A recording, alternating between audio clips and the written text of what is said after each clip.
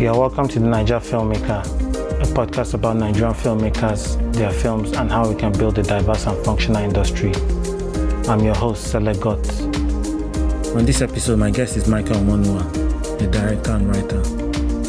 He's a member of the Surreal 16 collective and has made several films including Rehearsal, The Man Who Cut Tattoos, and Love Potion, a part of the Juju Stories anthology.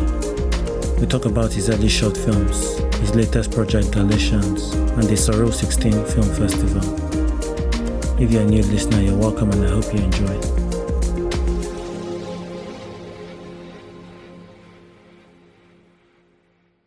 Hi Michael, you're welcome to the Naija Filmmaker. Hey, how are you doing? I'm doing all right. So can you introduce yourself? Yeah, sure. My name is Michael Omonua. I am a film director based in Lagos, Nigeria. Okay. So tell us, when did you start making films? Or what was your earliest fascination with films? Okay, it's a couple questions. My earliest fascination with films, I guess you could say, was watching Bruce Lee.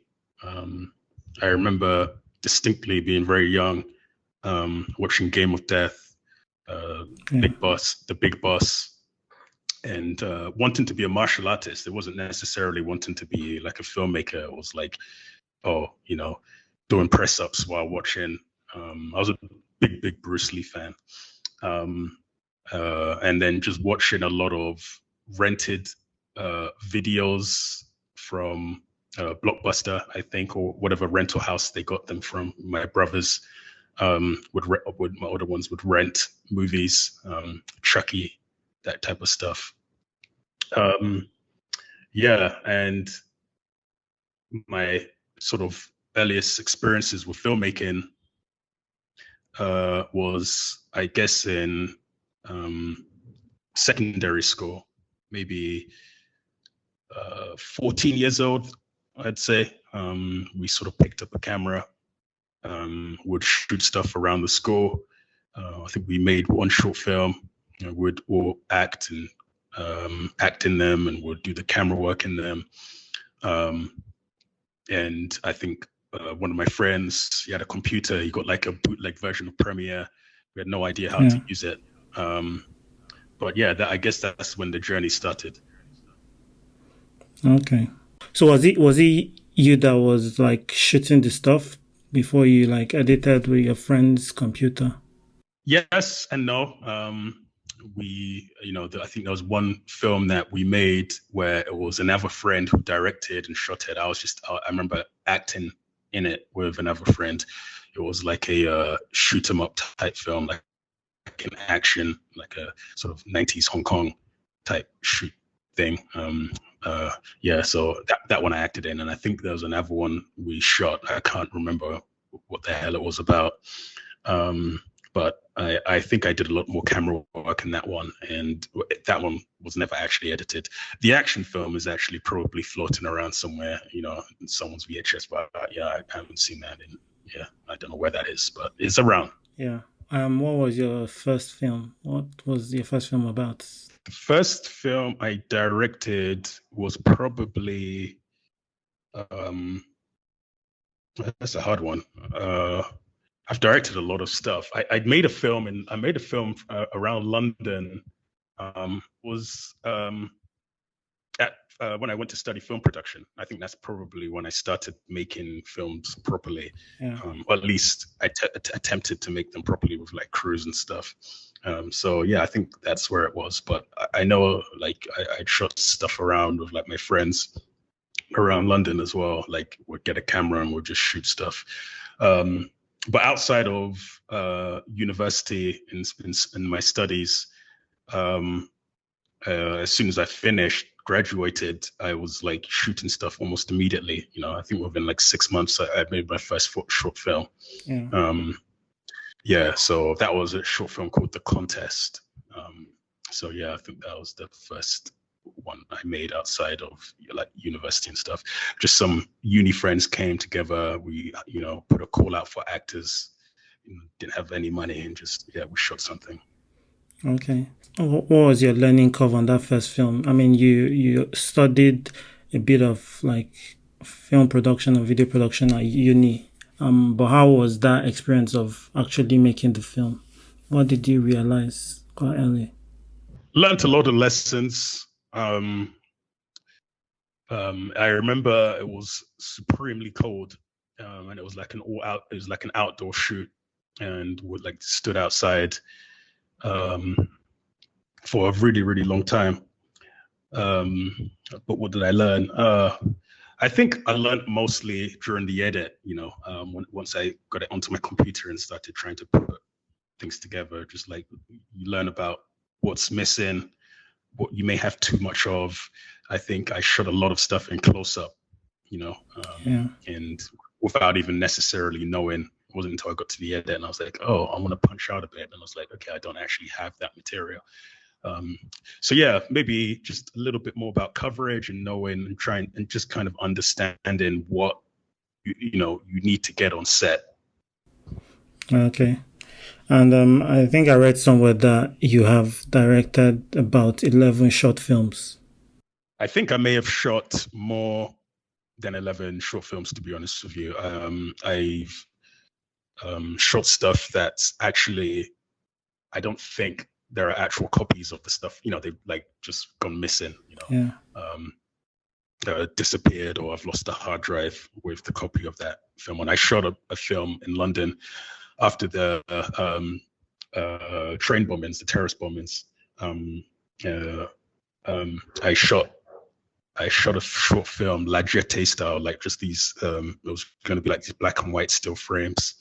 With a voiceover running through it, and it was going to be about the people who, because they closed the underground that day, and people had to walk like really long distances to get home. So it was just going to be about a couple guys who just took a long, the long walk home, so to speak. And I had my friends who were walking around, we were trekking across East London, and I was just like videoing them, and then I cut it together and I got a voiceover, and that film's missing.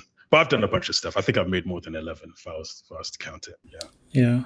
I mean, I think 11 or more short films is a lot. Like, not many people, have that many short films. But for you, like, what do you get out of, shooting these short films? Is it a way for you to explore certain topics before, maybe making a feature? Like, what do you get from making shorts? Well, there's different kinds of shorts. The one I just described is something that's like zero budget. It's more just like a creative exercise. It's almost like the artist who has a sketchbook, and just does like doodles almost. So that's how I see a lot of the stuff I do. It's like on as small a scale as possible. The first like legitimate short I probably did was Rehearsal, where I actually had like a full-on crew. I actually really got a top DP. I really went hard location scouting and trying to put it together. So I think that's probably the first short film I did. And the industry here is very different from the industry in Europe. Here it's just make a feature film, write a feature and make a feature. You don't have, but in Europe, you have to kind of go through that process of making shorts, because the barriers to entry are so much higher. It's so much more difficult to do anything. So if you're trying to get a feature off the ground, people want to see what you have, because the competition is a lot greater, And so I guess I still have a lot of that in me, and I forever believe that craft-wise, I'm not quite there. I guess now I do feel a little more confident in my abilities, because I've had that kind of I've I've spent a long while sort of trying to cultivate a voice first and foremost. Yeah. And secondly, I've been able to sort of figure things out and make mistakes on these very tiny, small scale projects, and just learn a lot as a filmmaker, to the point where I guess I know what I don't want. So yeah. Okay. How easy has it been, through all this exploration and experimental like projects here and there? How easy has it been to, kind of nurture your artistic voice from those experiences? Well, for one, I feel like every filmmaker should be pushing towards cultivating a voice. I've always been drawn to work that when I watch it, I know within 5 seconds or 5 minutes that, okay, this is a so-and-so film. You can see a specific frame of a film and just know who the filmmaker is. Yeah. And so yeah, I've always been drawn to those kinds of filmmakers and those kinds of films. And if I'm watching something that doesn't really feel like it has a voice behind it or authorship behind it, or it just feels very flat or generic, then I probably zone out.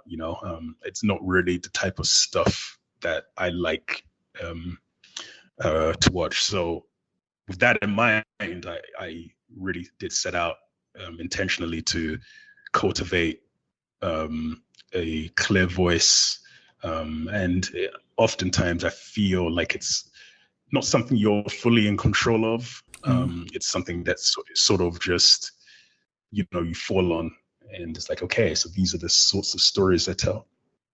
And if you're fortunate enough to be a Nolan or a Tarantino or a Coen brothers, where that voice you have will garner an extremely wide audience, then okay, great, you're very fortunate. But I always feel like just follow the voice and your audience will come. It may be a really tiny audience. Yeah. But I think one should just be truthful to themselves as filmmakers, and not be chasing I'm not trying to do things that isn't truthful to the voice. I think that's the most important thing. And I think the more truthful you are, the more longevity you'll have. Yeah. I feel the more you will resonate with people who do like the work. So yeah. Okay, and I mean, from the different short films you've made, you've gotten selections at some of the biggest festivals around the world. How has going to these festivals and interacting with the audience, like, how has that been? In terms of like, okay, finding your audience and finding people that appreciate what you're doing. It's been a great experience, I would say. I feel there's a whole wide world out there with a lot of brilliant filmmakers, and I feel like that's where I really feel, I guess, most at home in a way, because for me, it's where the best filmmakers are, or the best sort of up and coming filmmakers are. I feel they go to these places. I feel they're pushing in these corridors, and I feel like with my film Rehearsal, when I made it, when I had finished it, I still wasn't quite sure, but to have gone into so many different competitions and to be able to compete, was something that, it gave me a whole bunch of confidence. Maybe I was on the right path, so to speak. There's so many international festivals. there's opportunities for like funding, grants, labs, international co-productions, and just seeing the wider film industry as well. I feel Nigeria tends to be quite insular and it's inward looking. Yeah. And I feel like yeah, you can do that, but it's also cool to be outward looking as well. I really do want my films to be watched by as many Nigerians as possible, but at the same time, I feel like cinema should be told in as universal a vocabulary as possible. I don't think sort of trying to make cinema for that in a vocabulary that only a small demographic on the global stage will understand. For me, that it doesn't make any sense. Maybe because I grew up watching a lot of international cinema, and it was sort of easy to understand the various vocabularies around the world. And there's something unifying, about watching something, from Korea or Eastern Europe, and being able to really connect to it, in a way. So no, yeah. Okay. All right. Let's talk about Surreal 16 Collective. How did you and CJ and Abba, like, how did it happen? How did it start? I met CJ Obasi Afrif, I think in 2014. I had a copy of a short film that I made called Suneja. And I just said, oh, check out this film that I made. It wasn't released anywhere, so I think he was one of the first people to see it. And he was just like, yeah, I love this. And I think I met Abba Makama soon after through CJ, or I can't remember if we met on the online first. And we just formed a group, and I guess we got talking about ideas, about film, about cinema, about where we were as an industry, and on a sort of intellectual level, and yeah, we decided to form a collective in 2016, and based on like the Dogma 95 cinema collective, we set about creating like guidelines and rules that would kind of govern the films we made. And it was really a kind of response to the industry. So yeah. Okay, and what are some of these guidelines from the manifesto? And is this something that you guys regularly update, or you guys are still with the original, manifesto points? The rules and guidelines, the 16 rules and guidelines, have remained the same. We've updated the actual white paper. We wrote like a paper, like an essay. We updated a different version. I think it's due for like another update. We also occasionally sort of post like things we want to achieve in the white paper. So I believe there's like a television series for Juju Stories that we're trying to get off the ground, and another anthology feature film, sort of like more dates on our annual film festival. Okay. For the film festival, is this a way of you guys kind of encouraging other artistic voices? Yes, absolutely. Yes, absolutely. I feel like when I started making films around 2013, 2014-ish, I felt there was a real kind of dearth of peers who were like deeply into cinema, real like deep cinephiles, people really interested in the history of cinema, who wanted to go back and watch as much as possible and know as much as possible about sort of the history, you know. For whatever reason, I just felt like that didn't exist. I got the general sense that it was like, I know what I know on, you know, there was like very little knowledge of anything prior to something in the 1990s, you know.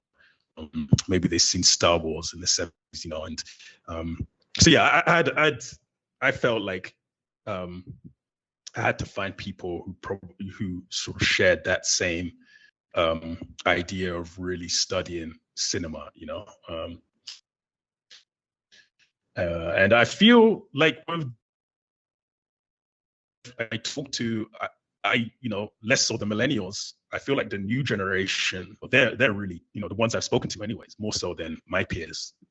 They're very, very deep. You can have like serious discussions about, you know, 50s or 60s or 70s, you know, cinema and about directors from that period. And they're very, very, very keen to learn, you know, and I'm really sort of excited about this kind of new generation that's coming through, because I feel like they have a real sort of thirst for knowledge and a willingness to kind of know what's come before them, and just a sort of love of cinema, you know, an absolute love of it, you know, and don't see like going back and watching old black and white films as something as like a chore, you know. Why should I do that? I don't need to do that. I don't need to do that. I can just, So no, I definitely find amongst the Gen Z more people, more individuals that I share a lot of the same kind of ideas and values with. Okay, and why is it important to, you know, study or watch, you know, some of these films from the 50s, the 60s? Like, what perspective does it give a filmmaker?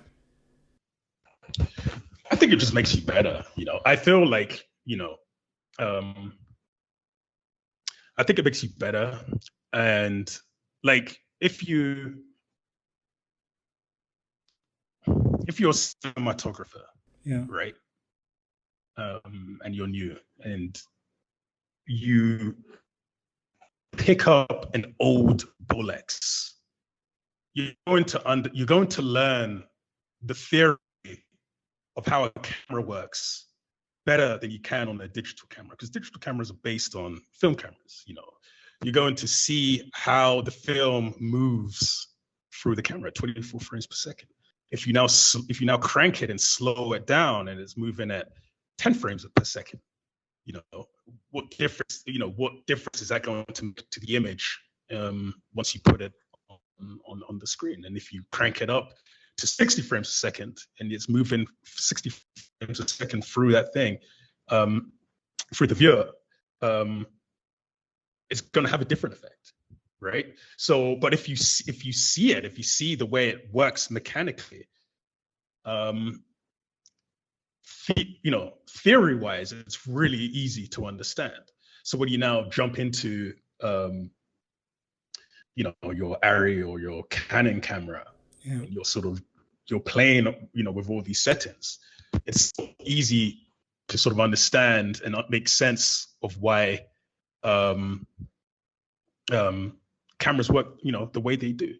The same way if you like jump on a steam back, you know, I don't know if you know those sort of old editing machines. They sort of edit film, and you can splice and tape things together. So if you jump on one of those, like as an editor, you kind of now understand how a non-linear edit system works, whether it's Premiere you're using or DaVinci, you know, to edit your film. But once you see how it works physically, you're better off for it.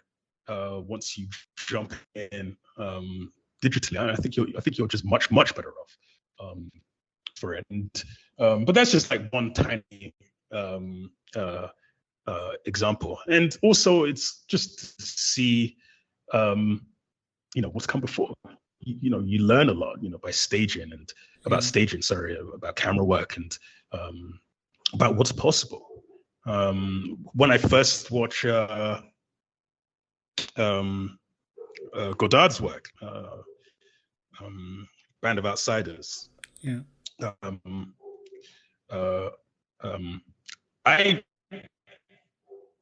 I saw things for the first time in that film. I've been watching films my entire life. I think I was like 17 when I watched that.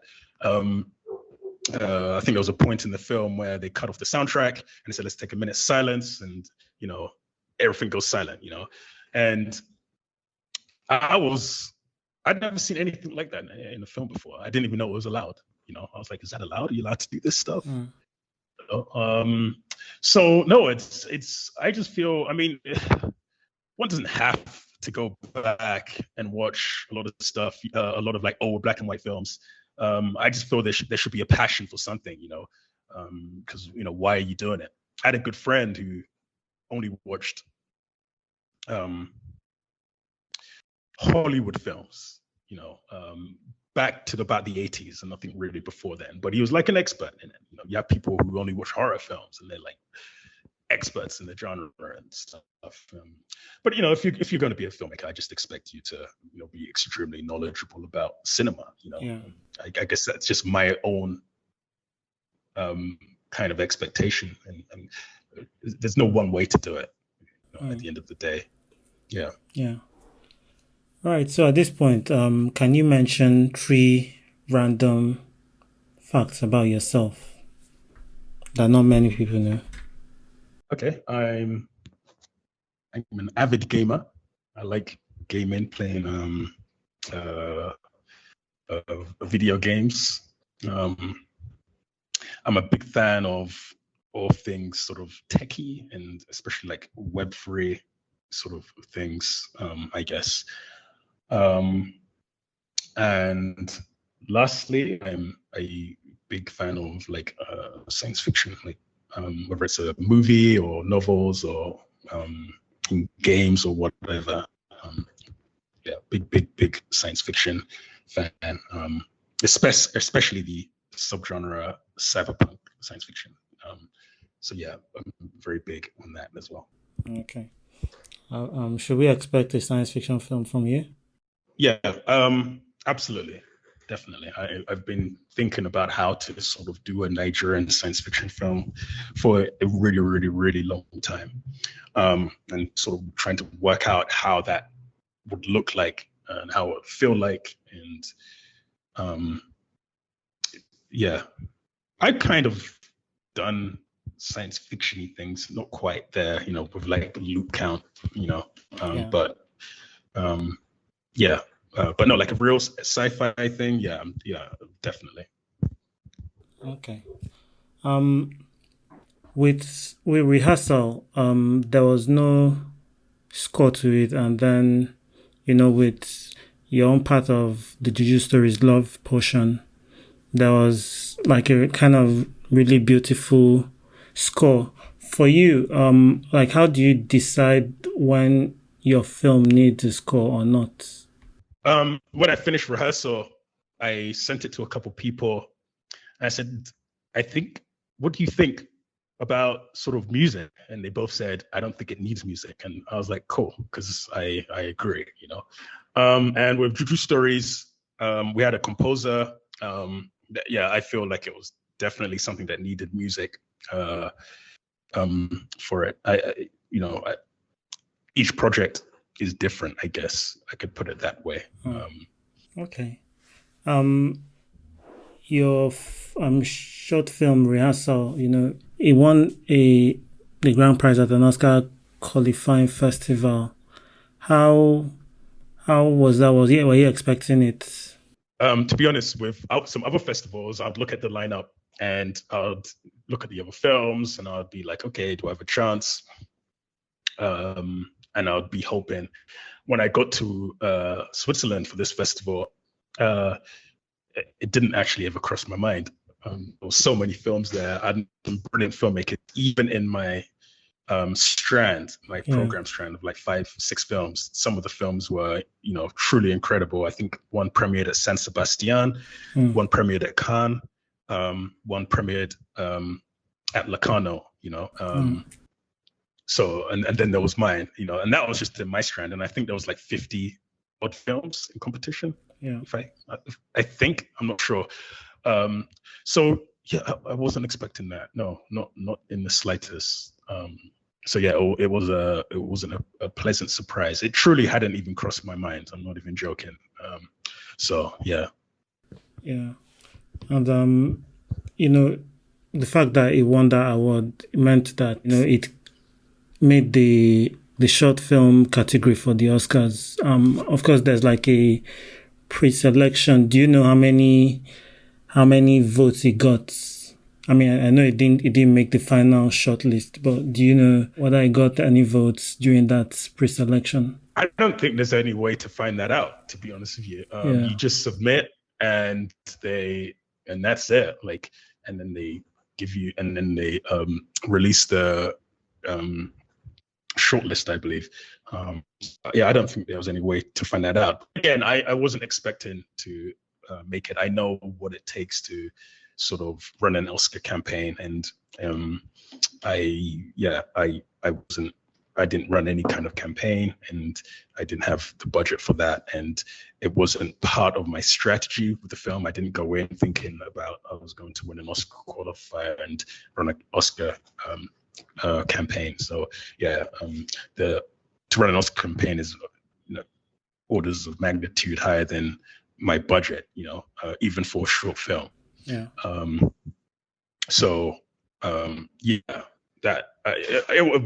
It was highly unlikely that was going to happen. I don't know if I got a single vote. So no idea. Okay. And you made Rehearsal, and now you're developing it into a feature film called Galatians. Yeah, correct. I'm so advanced on the screenplay. Pretty much done. Talking to a few people. About to attend a very high-profile lab. So fingers crossed I can shoot this year. Unlikely, but perhaps next year. I'm not in any kind of rush with it. I just really want to get everything right. I want to make a film, the sort of film where I'm like, okay, I gave it my absolute all. I wasn't rushing it. This is me at the absolute kind of peak of my abilities. I want to get the budget. I don't want to be looking back and saying, oh, well, I couldn't do this or I couldn't do that. So I want to make that film where I can look back and watch it up on the screen and be, okay, this is me at my absolute peak. Because I don't feel like I've ever been anywhere near what I can create. I always feel like there's something kind of getting in the way of that. Up to Rehearsal. Rehearsal is probably the closest I've got to it. But even then, there was like a bunch of stuff I had to cut out, just because of things I wanted to do, but I couldn't do it because of time and scheduling and stuff like that. Yeah.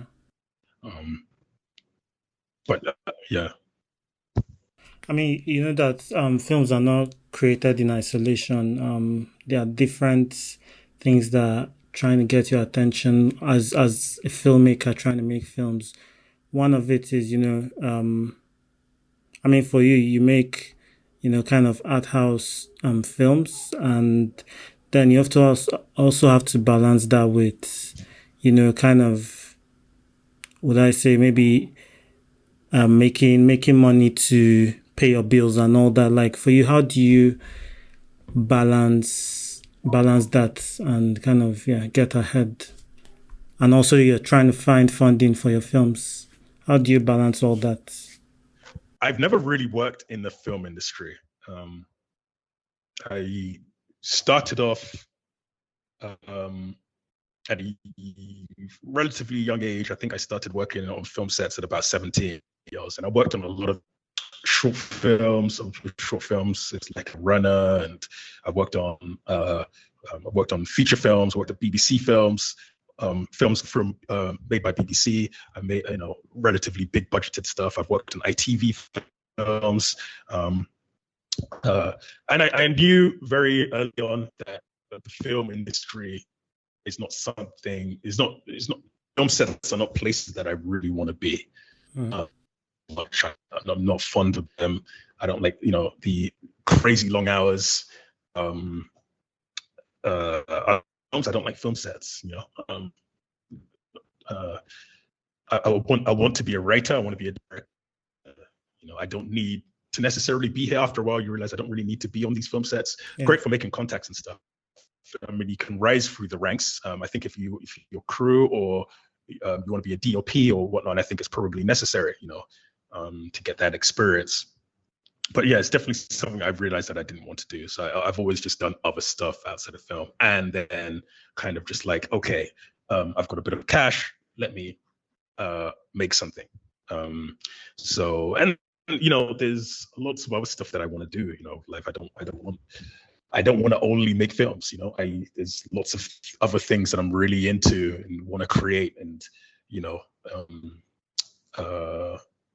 the artists of old would be able to like draw and paint and sketch, but they would also be able to design bridges and build buildings and do other things. It's like nowadays, if you're an artist, it's like all you do is like, not fair. I want to build things as well. I want to create other things. I have dreams and ambitions in other fields as well, not just film. And I've always kind of been that way. I love cinema. I love film. I love creating that things in that domain. But there's other areas that I want to create in as well, and other things that I want to do, and other things I want to build. Yeah, film is my first love. But yeah, I don't want to only. Yeah, exactly. I don't want to only just make films. Okay. All right. So let's say you were stuck on an island and you only had one film to watch over and over again. Which film would that be? I have no idea. Choose. I don't know. Yeah, I something fun, something like really fun. Maybe something like Home Alone. I watched that film a lot when I was growing up. Yeah. So I think a film like that has a lot of rewatch value. It's funny, it's fun. I think it's on pretty much every Christmas in most countries. So yeah, Home Alone. Maybe Home Alone, Macaulay Culkin. Okay. All right. So let's talk about your debut feature film, The Man Who Cut Tattoos. Yeah. So, how did you stumble on the idea for that film? The Man Who Cuts Tattoos is based on a short film I made called Born. And I shot it in 2019. It went to world premiere at London Film Festival. I had a bunch of stuff sort of lined up for it. I think early 2020, and I think that's kind of like when COVID and all the shenanigans involved with that kicked into overdrive, and it kind of slowed its let's say its momentum somewhat. And then during like COVID, I just started re-strategizing, so to speak. I kind of look back at my career, my film career. I fell into a mild depression, sort of a post-film blues, and I just thought, Mike, I need to do something, and what I'm going to do is I'm just going to go back to the drawing board.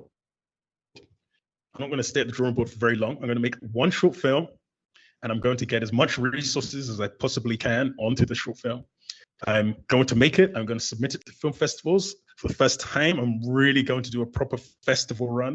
I'm going to see where it takes me. Yeah. And then after I've done the short film and the festival run, I'm going to do a feature film, and I'm going to see where that takes me, you know? And so, yeah, that's kind of what I got out of the man who cuts tattoos. And I in the end, you know, people often ask me about it. It's like, oh, where is the man who cuts tattoos? And I'm always just like, yeah, I just kind of left it, you know, I left it in the sand. Not because I really hate it or anything like that. I just feel like I should have spent more time, one, developing it, and two, raising funds properly for it. Instead of doing like the micro budget thing. So I just sort of looked at it and thought, okay, these are the mistakes I've made. I'm not going to waste too much more time on this. One day, maybe I'll remake it, you know, or one day maybe someone will come in, or I'll try and get it released as it is. Yeah. But yeah. Okay. So like, which directors kind of inspire you? Yeah, I'm a big fan of Chris Nolan. When I was young, he was like one of the first filmmakers that I really, really loved. Especially after I watched Memento, it was my favorite film for a very long time.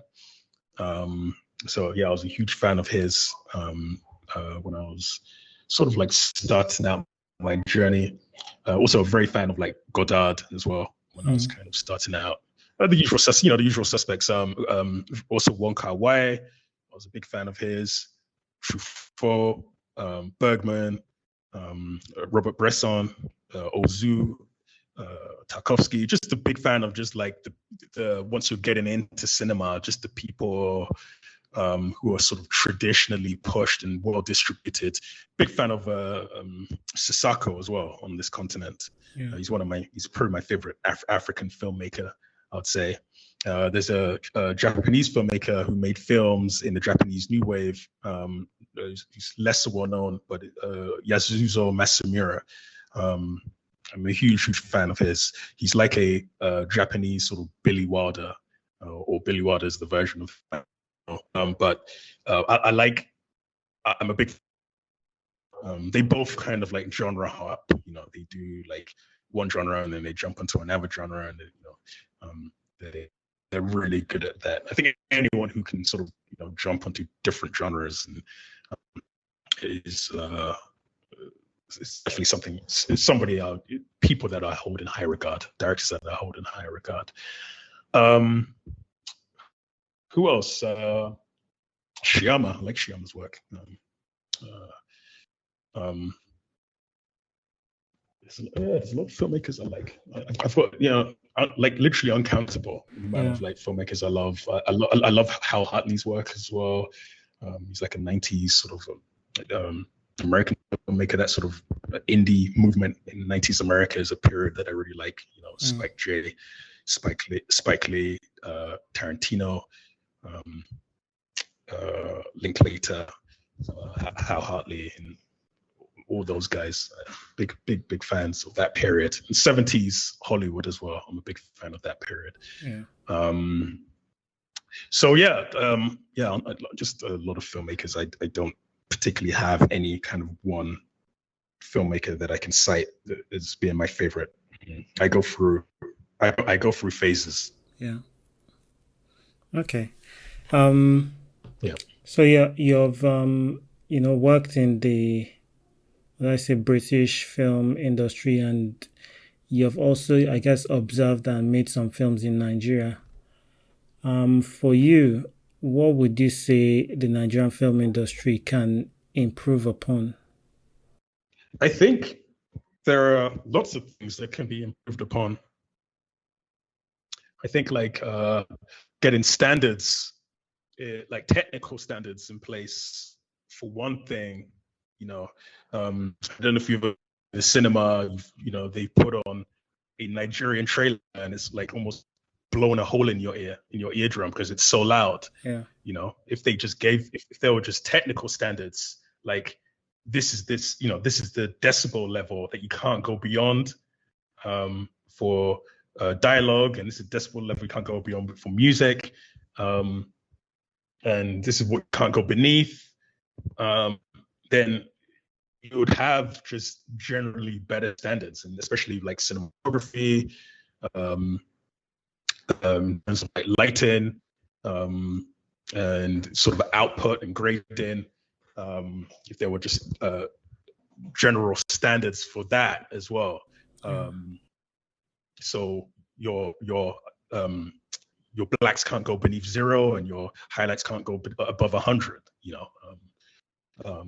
Otherwise, we're just not going to accept the project. I think if they put technical standards like in work, I think it would really improve output. People would be forced to go to individuals who know what they're doing, as opposed to people who have a laptop and have Premiere and know how to press the buttons. So I think that would be one thing. I feel gradually, hopefully, we'll get there. I hope that I don't think barriers to entry are necessarily a bad thing. I feel like if as the industry grows and more barriers of entry, there'll be more barriers to entry. I don't think it's necessarily a bad thing. It just means like, oh, okay, I need to go away and really learn and study and improve. So yeah, I think technical standards are probably the one thing that I hope will come into play, especially with sound. I hope, because sound is difficult. It really is, even for my work. In Nigeria, it's difficult in Nigeria. Nigeria's a very loud place, and we don't necessarily have enough sound technicians who are on that level. So yeah, and then the post-production, I'd hope that in terms of like post-production facilities, we really improve in that aspect as well. So yeah. Okay. So how can people keep up with your announcements and your work? Do you have a website or social media? Yes, social media. I do have a website. It's down at the moment. I'm sort of just reworking it. It'll probably be up at some point this year. I just haven't really spent enough time on it. But yes, my social media is Mike Gooken, MikeGouken. I think I'm mostly on Instagram. I'm on Twitter as well, but I'm not always logged in. But I do update those two places, Twitter and Instagram. All right. Thanks, Michael, for coming on the Naija Filmmaker. Thank you for having me. I really appreciate it. Thanks. We have come to the end of this episode. Remember to rate and review the podcast. You can also follow me on Instagram, Twitter, and Facebook at Selego Film, and the podcast at the Naija Film Pod to share your feedback. You can now support the podcast by visiting the website to donate. See you on the next episode. Have a good one.